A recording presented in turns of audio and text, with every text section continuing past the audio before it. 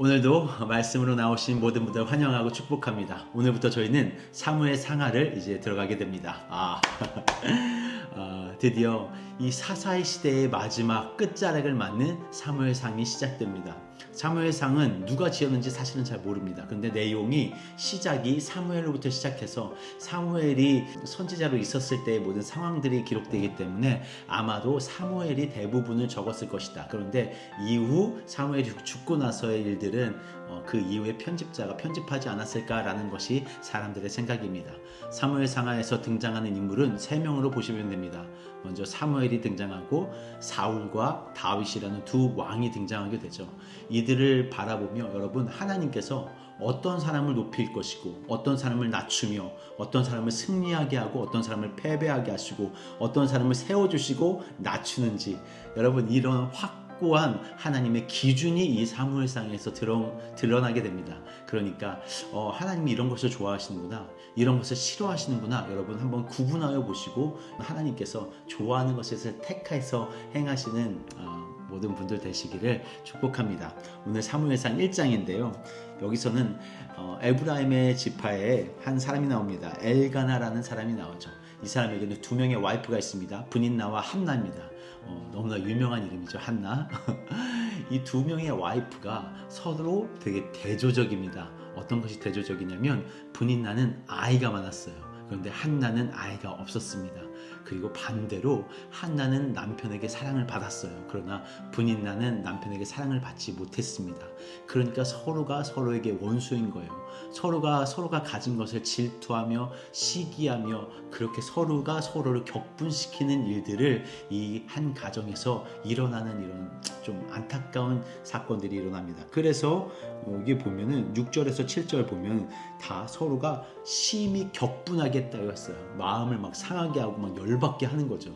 왜냐하면 내가 가진 것을, 내가 갖지 못한 것을 상대방이 갖고 있기 때문에. 지금 시대의 상황을 너무나 잘 보여줍니다. 내가 갖지 못함으로 인해서 여러분 많은 것들이 서운하고 또 속상하고, 왜 하나님은 나한테 이걸 주시지 않을까라는 궁금증을 우리에게 자아내는 현 시대의 우리의 모습들을 보여주고 있는 것이죠. 그리고 이 한나가 가지지 못한 게 뭐죠? 바로 아이였어요. 아이. 당시 상황에서 여러분, 우리는 성경 지금까지 보면서 너무나 많이 이 자손에 대한 것들 때문에 마음이 아픈 적들을 많이 봅니다. 벌써 처음부터 아브라함의 시대부터 그랬어요. 이 사라가 아이를 잉태하지 못하는 분으로 인해서 마음에 속상함이 있었죠. 이삭도 마찬가지입니다. 그 리브가가 임신하지 못함으로 이삭이 기도했다는 내용들이 창세기에 나오고, 또한 우리 야곱의 아내들 레아와 라헬을 보십시오. 라헬이 임신하지 못해서 첩을 들이게 되고 막 이런 일들. 그리고 모세도 아이를 낳았는데 이 바로가 죽이는 그런 상황들. 삼손도 그렇잖아요. 우리가 이 성경 내용들을 쭉쭉쭉 보면은 아니, 왜 이렇게 아이한테 집착할까라는 생각이 있겠지만, 여러분, 이 아이는 여인들에게 있어서 가장 소중한 것을 이해합니다. 남편이 이 여인을 사랑할 수 있는 그 하나의 조건이라고 이 당시 사람들은 생각했죠. 왜냐하면 자손이 이어져야 되고 대를 이어야 되는데 그 대이을 자가 없다? 그러면 그 가문은 끝나는 거거든요. 그러니까 그 여인에게 있어서 가장 중요한 것은 아이였습니다. 특히 남자아이였죠. 그러니까 남자아이가 태어나기를 바라는데 이루어지지 않는 모든 상황들을 성경은 적고 있는 겁니다. 여러분, 우리가 살면서 지금 시대에 이 아이에 해당되는 게 무엇일까요? 남편의 사랑일 수도 있겠습니다. 아이들의 존경을 받는 엄마의 모습일 수도 있겠죠. 그리고 우리 부모에게서부터 받는 그런 사랑일 수도 있겠습니다. 돈이 될 수도 있겠고, 어떤 지위와 명예, 그리고 자기가 지금 누리고 있는 어떤 생활 환경이 가장 중요한 것일 수도 있어요. 성경은 그것을 아이라고 표현하지만, 여러분이 가장 중요하게 생각하는 어떤 것이 여러분에게 사라지게 되었을 때, 아니면 주어지지 않았을 때 여러분의 마음을 가지고 이 성경을 보시면 되겠습니다. 분인나가 한나를 격분시킵니다. 마음이 너무너무 아팠어요. 나는 왜 이것을 갖지 못하는가? 왜 나에게는 이런 부족함이 있는가? 왜 나한테는 결핍이 있는가? 이런 마음을 가지고 하나님 앞에 나아가게 됩니다. 자, 저희가 중요하게 본 것은 무엇이냐면, 여러분, 어려움이 있으니까 하나님 앞에 나가는 거예요. 처음에는 먹지 않고 막 울분을 토하다가 이 모든 것이 나의 힘으로 되지 않음을 알고 있기 때문에 하나님 앞에 나아가는 겁니다. 하나님이 여기서 보시면 5절에서 보세요. 5절 6절에서 여호와께서 그에게 임신하지 못하게 하셨다는 겁니다. 아니 왜 임신하지 못하게 하는 거예요? 하나님 왜 우리가 이것이 필요한데 왜 이걸 갖지 못하게 하나님 막으시는 거예요? 마치 하나님이 막으시는 것 같지만 어떻게 보면 그냥 그대로 두신 걸 수도 있고 우리는 잘 알지 못하지만 하나님의 타이밍을 기다리시는 걸 수도 있습니다. 그런데 어떤 일이 우리의 부족 가운데 일어나냐면 내가 할 수 없다고 느껴지는 그 상황 가운데 하나님 앞에 나아가게 되는 겁니다. 그러니까 9절에 보면 한나가 이 아이 없음이 한탄되고 서러워서 하나님 앞에 나아갑니다. 그렇죠. 한나가 10절에서 마음이 괴로워서 여호와께 기도하고 통곡하며 나아갔다고 이야기했어요. 이게 하나님이 우리에게 어려움을 주시고 때때로 우리가 원하는 것을 하나님께서 즉각적으로 주시지 않은 때의 반응인 것입니다. 여러분 우리는 기도하는 존재들이죠. 하나님 앞에 나아가야 되는 존재입니다. 우리 삶에서 여러분 우리가 알 수 있는 것이 너무나 없어. 우리 스스로 해결할 수 있는 것이 너무나 없다는 것을 여러분 삶에서 이제 느끼잖아요. 저도 그래요. 이게 살다 보니까 내 마음대로 뭐가 되는 것이 많지 않더라고요. 내가 노력해서 얻을 수 있는 건 정말 이만큼밖에 없다. 그런데 살아가는 모든 환경을 지나 보니 이 모든 것이 하나님이 이끌고 계시는구나, 하나님의 섭리 가운데 있구나라는 것을 우리가 발견해내는 거죠. 그것이 신앙이며 믿음이고 또 하나님에 대한 신뢰라고 생각합니다. 그래서 열심히 기도를 하고 하나님께 서원을 드리죠. 이 아이를 낳게 되면 제가 하나님께 이 아이를 드리겠습니다 라는 얘기를 이제 이 한나가 하게 됩니다. 자, 그리고 나서 이 모습을 당시 시대의 제사장인 엘리가 듣습니다. 그리고 처음에는 술주정 소리를 하는 줄 알았더니 나중에 보니까 이 한나가 기도를 하고 있었던 거죠. 그러니까 이 엘리가 이야기합니다. 17절에 평안히 가라, 이스라엘의 하나님이 내가 기도하여 구한 것을 허락하시기를 원하노라 하고 축복하며 기도합니다. 이 말에 은혜가 있었나 봐요. 당시 엘리의 상황 가운데 한나가 그 말을 듣고서는 18절에 여종이 당신께 은혜 입기를 원하나이다 하고 이게 멋있는 것 같아요.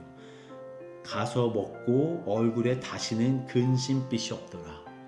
이게 기도한 자의 신뢰의 모습이라고 저는 보여집니다. 우리가 기도는 하지만 과연 이 기도가 기도대로 이루어질 것인가 라는 궁금증에 우리는 계속 의심하고 또다시 하나님께 하나님 이거 진짜 이루어집니까? 아니 이거 진짜 되는 거예요? 라고 물어보잖아요. 질문하고. 그런데 한나는 하나님께 한번 올려드렸고 그러고 나서 하나님께 모든 것을 전적으로 맡기니까 근심의 빛이 떠나가게 된 겁니다. 여러분 필요한 것들이 있죠. 살면서 여러분이 원하시는 어떠한 상황들이 있을 겁니다. 그런데 그것이 하나님께 만약에 드려졌다면 그렇다면 더 이상 근심하지 마십시오. 그것이 들어지든 안 들어지든 이건 하나님의 손에 내가 맡겨놓았으니까 나의 손을 떠난 일에 나는 자만히 우리 룻기에서 보았듯이 가만히 앉아서 하나님이 하실 그 열심을 기다리며 우리가 간구하는 거죠. 기다리는 상황이 쉽지는 않겠지만 그러나 여러분 하나님께 맡긴 여러분의 마음이 평안한 가운데 있기를 기도합니다. 그리고 나서 하나님이 19절에 보면 여호와께서 그를 생각하신지라 라고 나오면서 이 반전의 역사가 시작됩니다. 그리고 한나가 아이를 낳게 되죠. 얼마나 예뻤을까. 참 이 아이가 나의 이제 전부인 것 같은 그 마음이 들었을 거예요. 그런데 한나가 서원한 내용이 무엇이냐면 이 아이를 내가 나시린으로서 하나님께 드리겠습니다 약속을 했기 때문에 한나가 이 아이를 하나님께 드립니다. 하나님의 성전에서 키울 수 있도록 하나님의 성전으로 이 아이를 떠나보내죠. 제가 이 말씀을 읽으면서 그렇다, 이게 진정한 부모의 모습이구나 라는 생각이 들었어요. 아이가 내 것입니까? 내가 낳았고 내가 낳지 않았지만 우리 와이프가 낳았고 나의 피가 들어갔지만 나의 이 사랑의 모든 것이 이 집합체 아닙니까? 그런데 내가 이 아이를 하나님께 과연 드릴 수 있을까? 내가 신뢰함으로 이 아이의 미래를 하나님께 맡겨드릴 수 있을까? 라고 생각하면 저도 너무나 이것이 어려운 것 같아요. 하나님이 이 아이의 미래를 책임져 주실까? 그렇다면 내가 맡기는 모습이 있어야 되는데 여러분 이게 어렵잖아요. 그럼에도 불구하고 하나님 내가 이 아이의 삶을 하나님께 드립니다. 그 모세가 그 요게벳이 모세를 그 강물에 띄워 보냈던 것처럼 이 아이의 삶을 하나님께 맡겨드립니다라고 보냈던 것처럼 이 한나가 이 아이의 삶을 하나님께 맡겨드립니다라고 이를 성전으로 보냈던 것처럼 우리가 우리의 자녀들을 하나님 이 아이의 삶을 하나님께 맡깁니다 하고 하나님께로 드릴 수 있다면 그것이 가장 좋은 부모의 역할이 아닐까라고 생각됩니다. 우리는 너무 아이들을 너무 홀드하려고 하고 이 아이들을 나의 뜻대로 키우기 위해서 여러 가지 이제 방향들과 이런 것들을 내 스스로 정해서 이 아이들을 그쪽으로 막 이렇게 끌고 가지만 사실 하나님께 맡기면 하나님께서 내 길을 지도하시리라 라고 말씀하신 것처럼 이 아이들의 삶을 지도하시지 않을까? 그렇다면 우리가 어떠한 신뢰로서 이 아이들을 드려야 될까 한번 생각해 보게 되는 일장이었던 것 같습니다. 여러분 어떠세요? 여러분에게 가장 소중히 생각하는 그것이 여러분에게 없을 때 하나님께 나아가 보십시오. 그리고 그것을 하나님께 드리고 나면 내 마음 가운데 근심과 걱정과 염려가 완전히 사라지게 될 것입니다. 왜냐하면 믿으니까 하나님의 그 섭리와 하나님의 이끄심과 그 열심으로 나를 위해 모든 것을 하실 거라는 하나님의 그 돌보심이 내게 있을 거니까 여러분 신뢰하시고 그리고 나의 것을 가장 소중한 것을 하나님께 드려보는 그건 어떨까요? 그것이 자식이라면 나의 뜻대로 키우는 것이 아니라 하나님의 뜻대로, 그것이 돈이라면 나의 뜻대로 사용하는 것이 아니라 하나님의 뜻대로 사용되는 것, 나의 시간이라면 어떤 나의 물질적인 것이나 이런 나의 지위적인 것이라면 여러분 그것을 한번 하나님한테 드려보는 것은 어떨까 한번 고민해 보시고 생각해 보시면서 오늘 하루 또 승리하시기를 기도하겠습니다.